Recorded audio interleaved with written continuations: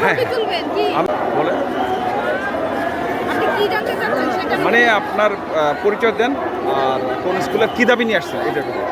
আমি তানিয়া আক্তার, আমি এসেছি ধামরাই জালসা উচ্চ বিদ্যালয় থেকে।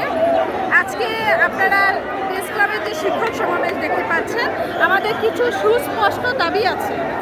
সেই দাবিগুলো হচ্ছে, আমরা শিক্ষকরা, আপনারা হয়তো জানেন যে আমরা শিক্ষকরা 1000 টাকা বাড়ি ভাড়া পাচ্ছি, যেটা দিয়ে আসলে সম্ভব না চলা। আমরা চাচ্ছি সরকারি নিয়মে 45% বাড়ি ভাড়া। আমরা চাচ্ছি সরকারি নিয়মে মেডিকেল ভাতা। আমরা চাচ্ছি একজন শিক্ষক অবসরে যাওয়ার পরে তার জীবনে যাতে আর্থিক অসঙ্গতি দেখা না দেয়, সেজন্য প্রত্যেকটা শিক্ষকের সরকারি নিয়মের পেনশনের সুবিধা দিতে হবে।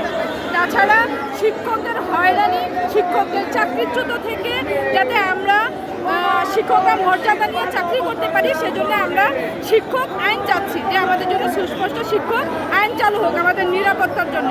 ধন্যবাদ।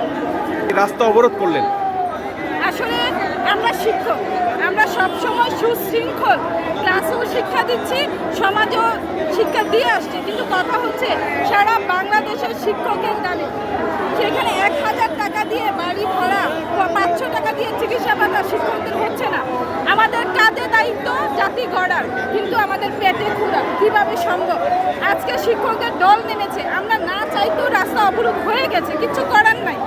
কারণ আমরা বারবার বলছি আমরা শিক্ষক, আমরা শৃঙ্খলার নিয়ম নীতি শিক্ষা দিই, কিন্তু সারা দেশ থেকে আগত এই শিক্ষকদের জায়গা আমরা কোথায় দিব?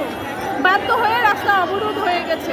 আমি সরকার মহলের কাছে দাবি উত্থাপিত করছি, আপনারা অতি সত্বর আমাদের দাবিগুলো মেনে নেন, শিক্ষকদের ক্লাসে ফিরিয়ে নেন। আমরা ক্লাসে যেতে চাই, আমাদের জায়গা ক্লাসে, আমাদের জায়গা রাস্তায় নয়।